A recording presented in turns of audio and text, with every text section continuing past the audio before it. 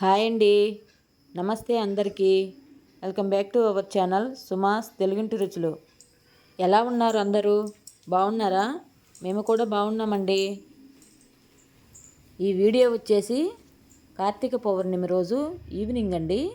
Evening 5:30, 6 కల్లా ready అయ్యి బయట గుమ్మం దగ్గర దీపాలు పెట్టి, అలాగే ఇంట్లో కూడా దీపాలు పెట్టుకొని ప్రసాదంగా పాయసం చేశానండి.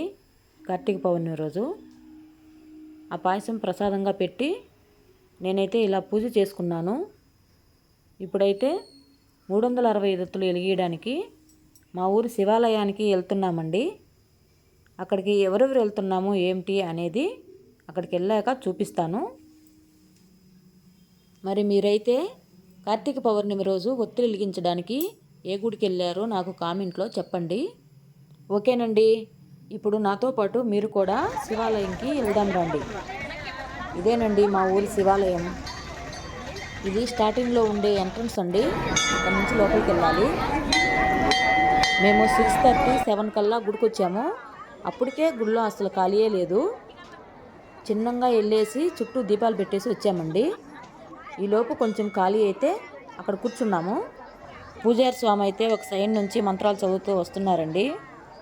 అందుకని మమ్మల్ని ముందుగానే అన్ని ఒత్తులన్నీ వెలిగించుకొని గణపతిని చేసి, గణపతికి కూడా అరటిపండ్లు కానీ మనం తీసుకెళ్ళిన ప్రసాదం కానీ పెట్టేసి, మీరు కడ్డీలో వెలిగించుకొని రెడీగా ఉండండమ్మా, నేను వచ్చి మంత్రాలు చదువుతాను అన్నారు. అందుకని మేము అన్నీ రెడీ చేసి పెట్టుకున్నామండి. మా ఫ్రెండ్స్ కొందరైతే నీ దగ్గర కూర్చుంటే యూట్యూబ్ వీడియోలు అని అంటూ ఉంటావు, ఎందుకు, మాకైతే సిగ్గు అని చెప్పేసి పక్కన కూర్చున్నారండి. నాకైతే భలే నవ్వు వచ్చిందండి. ఫస్ట్లో నేను కూడా అంతేనండి.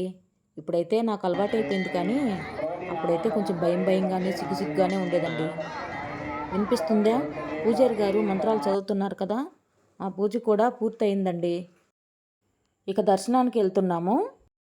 మేము గుడి చుట్టూ ప్రదర్శనలు చేస్తూ గుడి మొత్తం చూపిస్తాను, మీరు కూడా చూసేయండి. అసలు మాకైతే సాయంత్రం వేళలో ఇలా గుడి నిండా దీపాలతో, అలాగే సందడిగా జనాభా అసలు చూస్తుంటేనండి అసలు 2 కళ్ళు సరిపోలేదు. అలాగే అసలు మనసుకు కూడా ఎంత ప్రశాంతంగా అసలు చెప్పలేమండి ఆ ఫీలింగ్.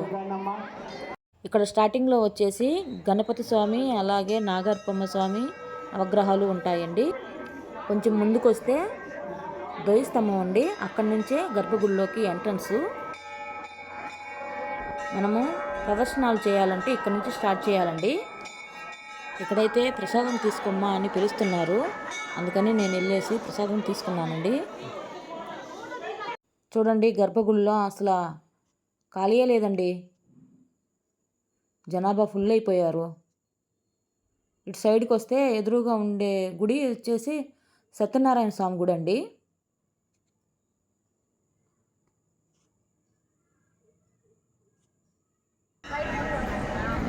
అక్కడ నుంచి కొంచెం ముందుకు వస్తే దక్షిణామూర్తి స్వామి ఆలయం ఉందండి, చిన్నది. కానీ అక్కడ వీడియో తీయడానికి కుదరలేదు.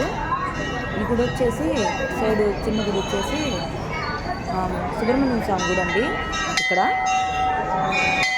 సైడ్ వచ్చేసి మారేడు చెట్టు అండి. చూశారు కదా ఇక్కడ కూడా జనాభా ఎలా ఉన్నారు. ఇప్పుడైతే దర్శనానికి వెళ్దామండి. చూశారు కదా లోపల ఎంతమంది జనాభా ఉన్నారో. మీకు చూపిద్దామని వీడియో అలా ఆన్ చేసి ఎమ్మటే ఆపేశానండి. ఇప్పుడు బయటకు వచ్చేసాము. దర్శనం అయిపోయి బయటకు వచ్చామండి. అదంతా సరే కానీ అక్క, నీతోటి గుడికి వచ్చిన వాళ్ళు ఎవరో చెప్పలేదు కదా అని అనుకుంటున్నారా? నెక్స్ట్ వీడియో వనభోజనాలు వీడియోనండి. దాంట్లో ఎవరు ఏమిటి అనేది మీకు పరిచయం చేస్తాను. ఓకేనా? ఈ వీడియో కానీ మీకు నచ్చినట్లయితే లైక్, షేర్, సబ్స్క్రైబ్ చేసుకోండి. థ్యాంక్స్ ఫర్ వాచింగ్ అండి. అందాక బాయ్ అండి.